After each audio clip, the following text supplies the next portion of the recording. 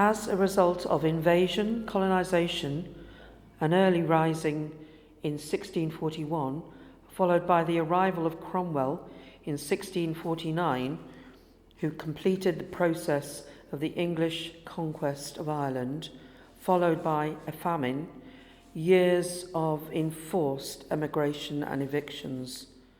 The Easter Rising of 1916 put down by the British Army. There followed years of tension and finally partition, military control by the Black and Tans, and in 1921, civil war. The rest is history. Well, rather than shooting each other and killing, we must sit down, talk about it. My great-grandfather, Michael Saunders, was born in Southampton to Irish immigrants on my mother's side. He was killed during the eviction period in Ireland, 1880s approximately. He was defending his own property and he was killed by an Irish group named the Whites, working on behalf of English landlords who believed that he should have been working with them as he had been born in England. Death, anger, hurt, hate, and scared. I think that everyone should be respectful to each other and not take everything seriously. Just to love each other. Enjoy every moment because you only live once, and if you don't, you'll regret it. Just to not sit on your bed every day, get out and do something that you enjoy.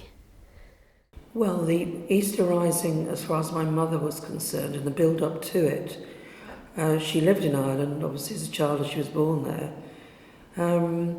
I know that they had a terrible time during the invasion after the occupation after the Easter Rising of the Black and Tans, who were very cruel to the children. They used to follow them to school and shoot at them on the way to school, not with the intention of hitting them, but just to frighten them.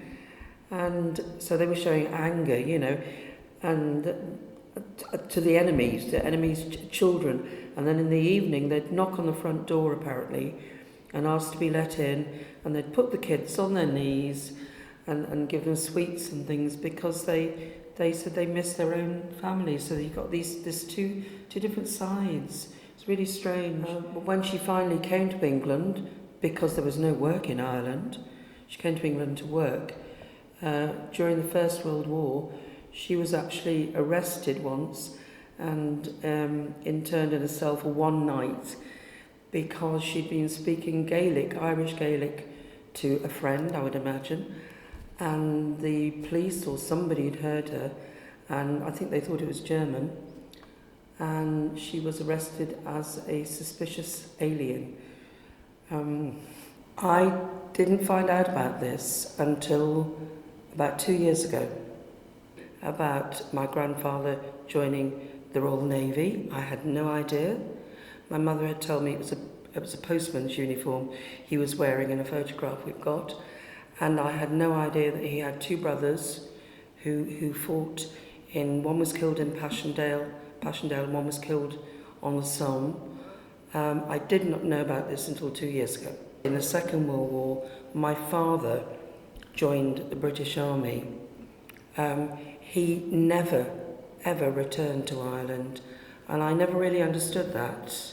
Nobody explained it, and I just thought, I don't know, perhaps he doesn't like the relations or doesn't like Ireland or hasn't got the time, he works too hard. And it was only years later, after he died, that I watched a programme on television called Spitting on Soldiers' Graves, where all the soldiers who'd fought in the First World War, and probably in the Second World War as well, were classed as traitors and were unable to return to the country of their birth. If they had returned, they would have been treated badly, and the children would have been taken away and put in a homes of correction, which would have been me. Bit scary that.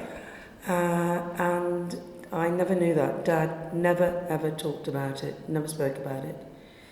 And it would have helped me if I'd known, because I would have understood why.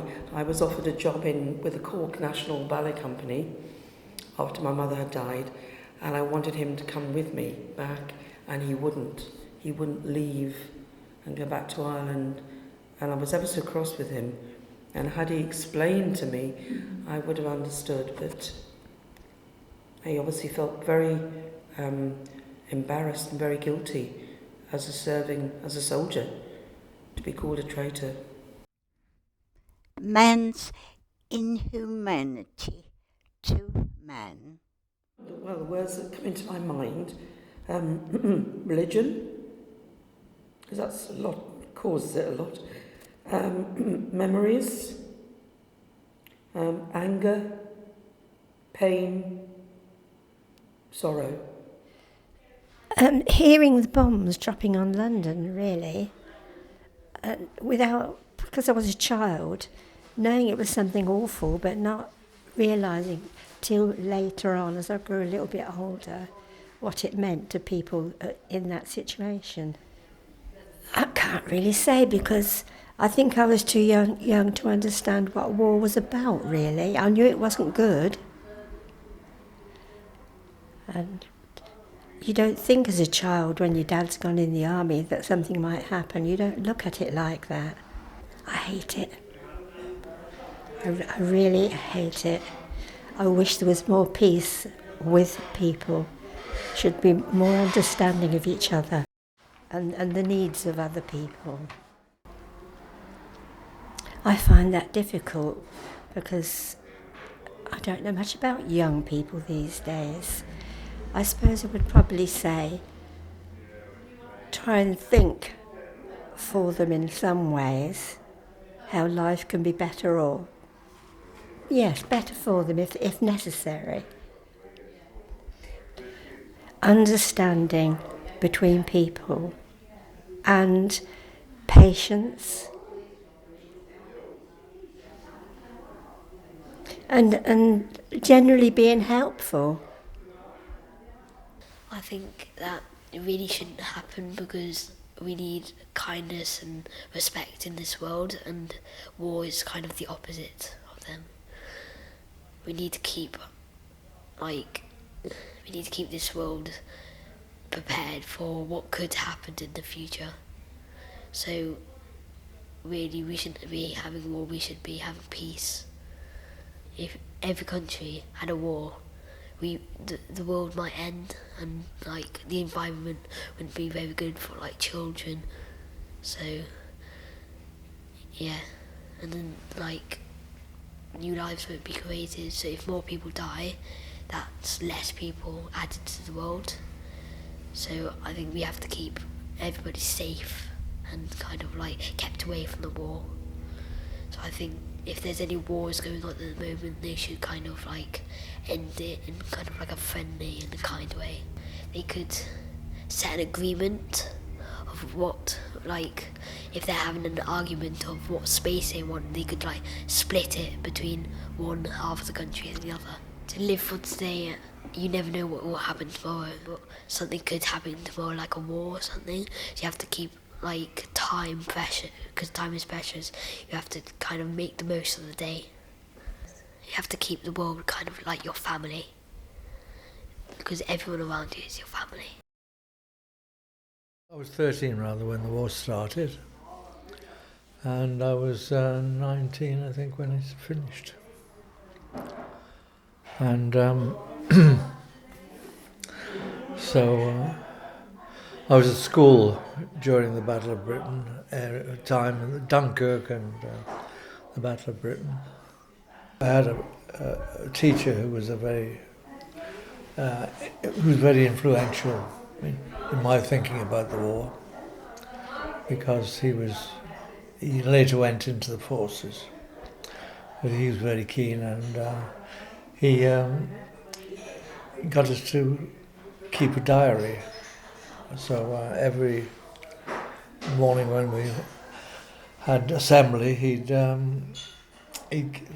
we'd stay there for about 3/4 of an hour and talk about the news. And we didn't touch on the moral aspect at all. I don't know why, but it was he wanted us to. I don't think he was interested in following that line of talk. Yeah, we were glued to our radios in those days, and then we thought, that's it, you know, we're going to be bombed now next.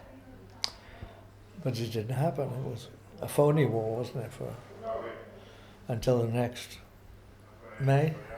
April. Yeah, well, I followed it. Yes, I used to buy a magazine which was called, I think it was just called War Weekly. That's right. Yeah, and that was very good. It had a lot about, as you say, the geography, the geography of the places where there was action. You know, where the because it wasn't just the Germans, as I said, the Russians were fighting the Finns, and that was in the beginning of the war. And then there were raids on the Hebrides, so I got to know about the Hebridean Islands, which I'd never thought about before.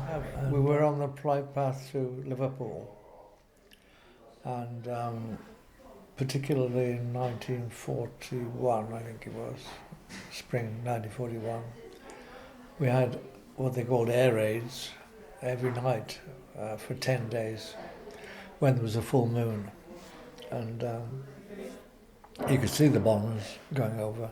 In fact, we had searchlights at Ellesmere Road, and they picked up some of those aircraft. But they didn't fire at them, so I imagine that they were being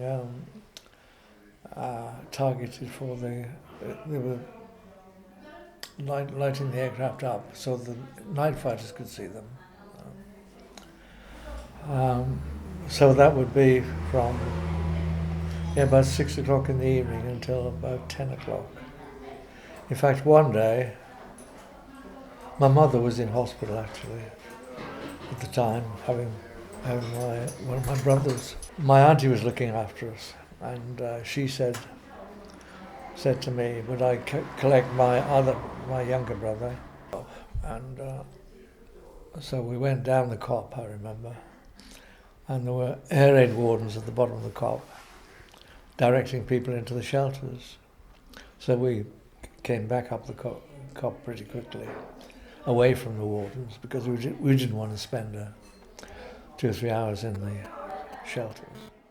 But anyway, by the time we tried to dodge the main part of the town where the wardens were, but we did get caught on castle gates,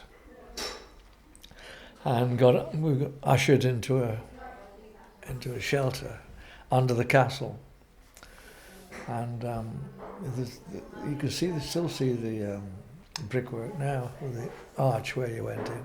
Anyway, the thing was that we sat there looking at one another. There were about 30 of us in there, I think, with a couple of hurricane lamps smelling the place out. And we had to stay there until about 10 o'clock when we came home, when the all clear went. Well, my auntie was pretty pleased to see us, I think. I think it's just, it doesn't help anything. Like, when you're in an argument, you need to talk, not shout. And with war, you could just have the leaders of the countries talk to each other about it instead of killing millions of innocent people.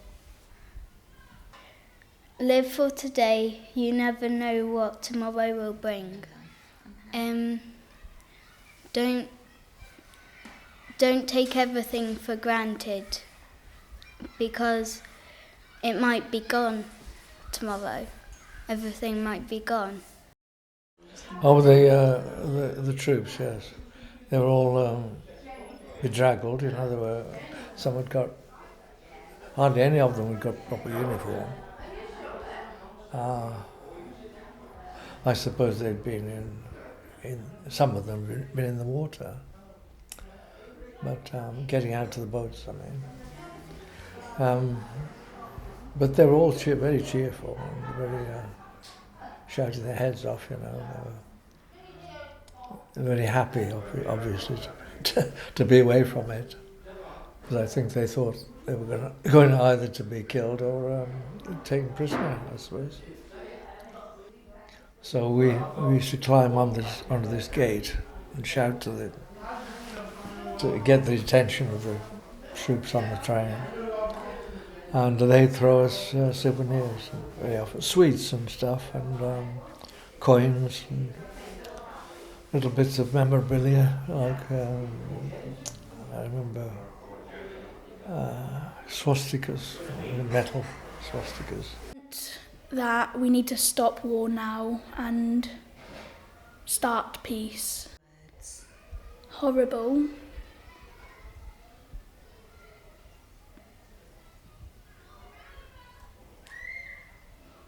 Evil. Hatred. Bloody. And pain. We need to talk to each other and discuss what everybody wants and share out everything. And if someone, I think, not really surrendering, but more of just a group talk. We don't really just give what the enemy wants, we give everybody what they want to stop everything. Live an honest life. Always think of others and be proud of yourself. I think that's what you have to do in life just to have a happy life. I think that's what everyone needs to do to get on, really. Yes, conscription. Yes. But it was for the duration, it wasn't national service. So you were there as long as they wanted you. And so I was there for nearly 4 years. But I was in India supporting the police when there was all these riots and stuff in Lahore. I was there when partition took place. Yes, it was all about segregation. Because they were attacked. I mean, the Muslims were attacked by the Hindus and the Hindus were attacked by the Muslims. And because it polarised, that was it's difficult, isn't it, to sort that out and run it down slowly. I don't think there would have been half the bloodshed that there was. Because Mountbatten came in, didn't he, as Viceroy, and took over. Well, he had to make a settlement. He had to sort it out, if you like. And Jinnah and Gandhi were the two opposing leaders, weren't they? And they wouldn't have anything to do with one another. And so something was imposed, and they just drew a line on a map. I think Churchill wanted to keep the empire, of course, wanted to keep India in the empire.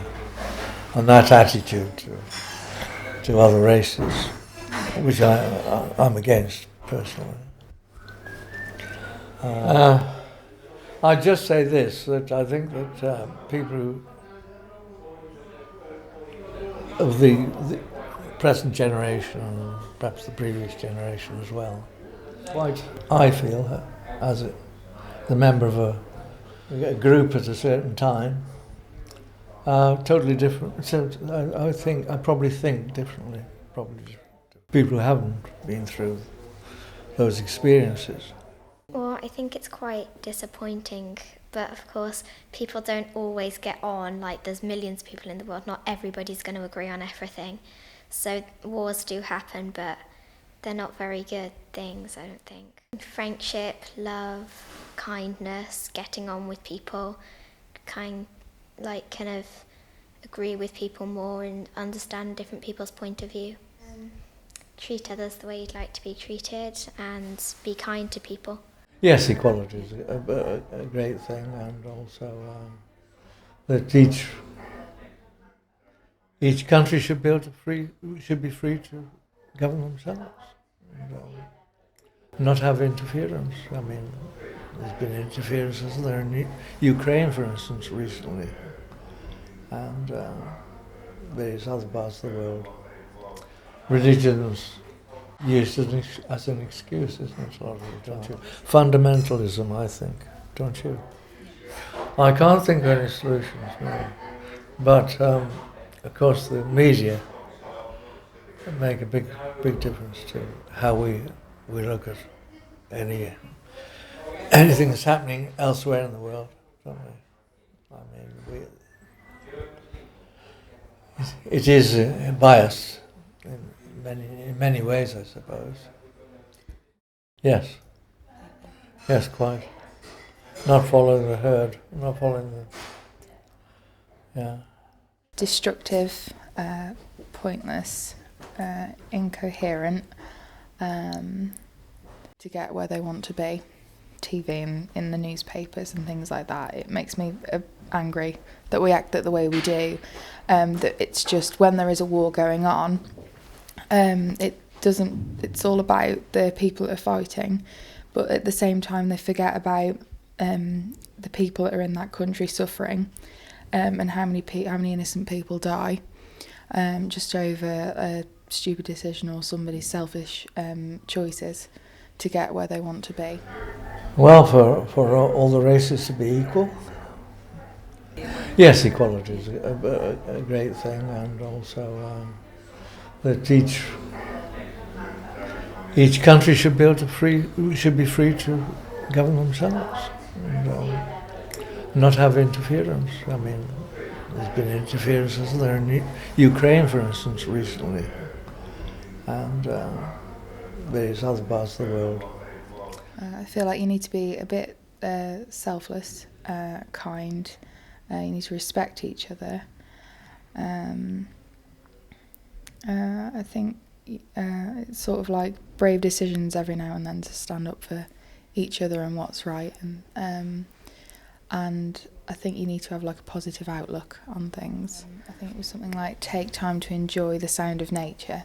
I chose that one because when there's all of this stuff going around and on in the world and everything like that, and you've got your job and your life to think about, and there's all this busy atmosphere and everything, it's when you take 5 minutes to actually look and listen to what you came from, nature, you realise how lucky you are to be here, and how lucky you are to be living, whereas some people can't take the time to do that because of where they are and how they live. Sad, depressing,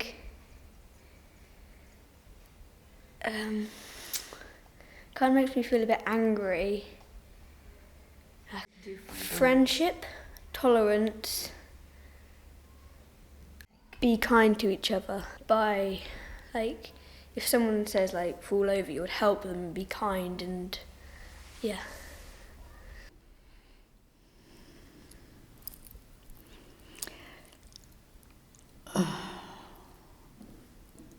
Well, the first thing is just comes to mind, but futility. It's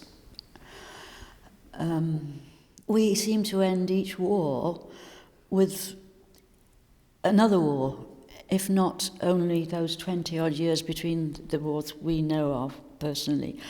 The dad in the one, and then we were in the Second World War here.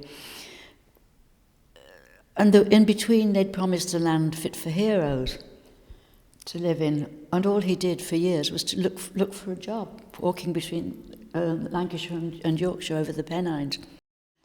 It's just such a deep change and responsibility. It's simply, I find it very hard, and it's been slow for any of it to come. It's, I think, knowledge about oneself first. Almost impossible to, but you need in order to know where you're at with anything, and any big event like war, yes, or religion, all the things that you can rattle your brain and heart about, yes. The first word I would use is selfishness, but also kind of group effort, being strong, sacrificing, and suffering. I think to have peace, you kind of need to forgive people a lot more easily, but still don't stop thinking about yourself, and also kind of putting yourself in other people's shoes. I would take live for today, because you don't know what the future might bring. Just because I think nowadays we take things for granted and we're always looking for something better when you're not really appreciating what you have at the moment. I try to avoid advice with great difficulty. Ain't it, sister? Sometimes. You're screaming to say it, and I just think you can just say where you are to them. Advice just seems to set us off on a wrong path. It comes out very much from the teacher side of you too, and having done that sort of thing. Yeah, I just think to try and get to know them, and it's very difficult to get to know them and respect where they're coming from, which is very, very difficult to get into, but so worthwhile. To begin with the sad part of it,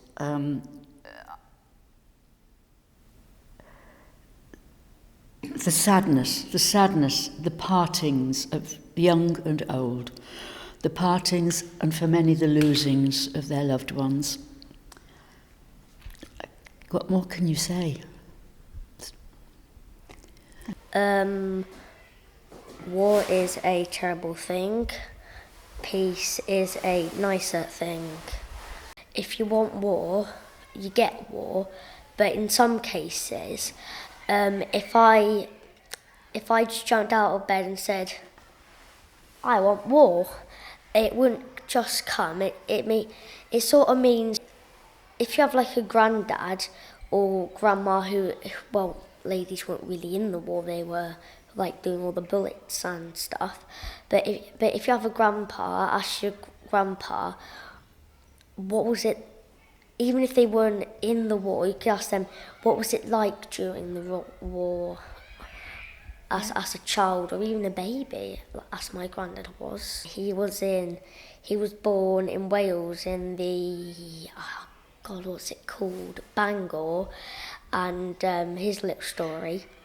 My great-granddad Stuart joined the army, and during the war, WW2, my auntie was born in 1941, and my granddad was working as a tracker, like tracking the Germans and all that lot in the jungles.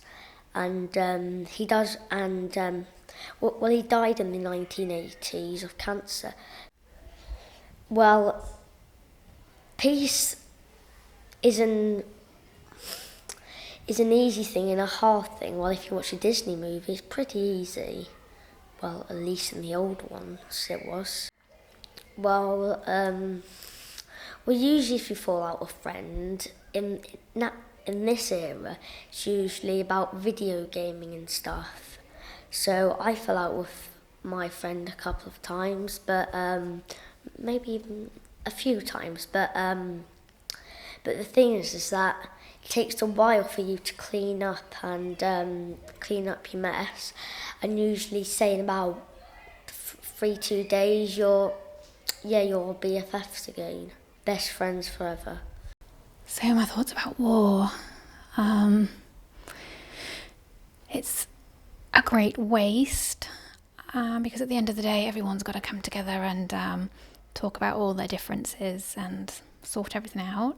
I think it's bad because you're just killing people. You're targeting like the people that are attacking you, but you're actually killing other people as well.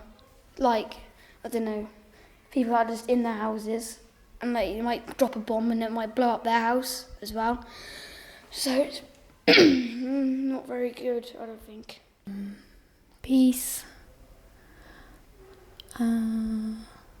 I think it's much more worthwhile and productive and creative and more enjoyable to be in.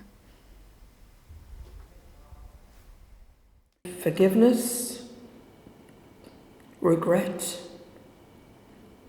relief that it's all over, understanding sometimes, and reconstruction. Well, people like need to be kind to each other and stuff, and not do war basically. So like, come together and sort something out, and not do war. That's just it, really. Be true unto yourself. Talk to your mum, dad, or someone you trust about problems you might have, because they might be able to help you, because they might have been through it themselves.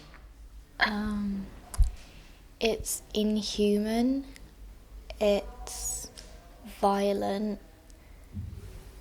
evil, destructive, and it's not productive, it doesn't help anything. I think it's senseless, because nobody gains. We're all losers in war. If we had a bit more empathy, forgiveness, if we were a lot less greedy, less materialistic, I guess, just understanding. Good leadership. Treat others as you'd want to be treated. Just because you haven't lived inside someone else's life doesn't mean that it matters any less than yours. To work hard. It don't matter if it's in a university or cleaning.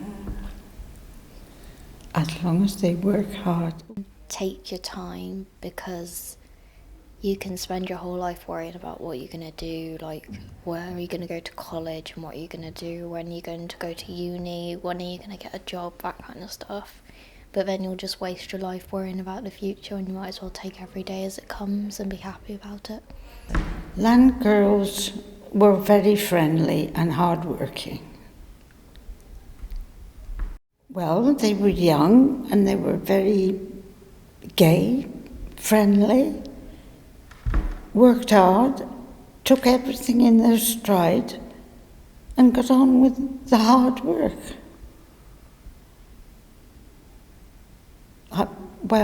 I was only young, but I thought they were wonderful. Courage, faith, honesty, believe, and love.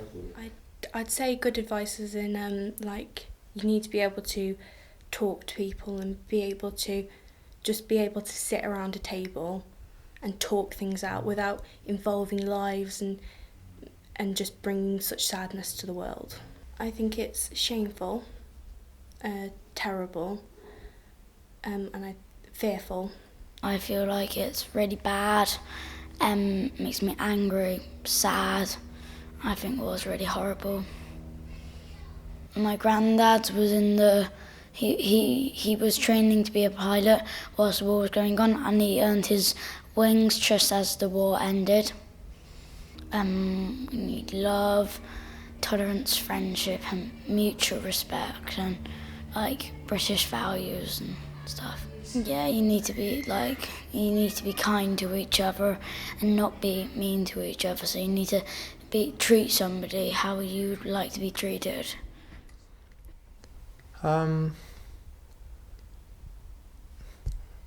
I'd say, as being part of a young generation, war means previous wars are unaccountable, and a lot of Western people my age that have everything think they don't have everything, and they see what happens on the TV. They see most of the world actually, being in poverty or, war torn and still fighting now, and people can't accept the fact that it was because of the empires that actually caused all of that. I think war so far hasn't really meant anything. When you think about all the wars in history, what is the end result? There's so many wars that people have forgotten about, people don't even know that happened, wars that will happen again, factions and such that aren't even, a thing now. You just think, what's the point? Yeah. I think I can see a world where it's all one, everyone is connected, everyone, maybe some sort of ruling power, but I think that world would only be right if it was achieved through voting and peace and dialogue rather than through conquest. And I think a world where there aren't borders and lines, I think, it'd be a much healthier world. That's what I hope for, and I hope in my lifetime I'll see some of that.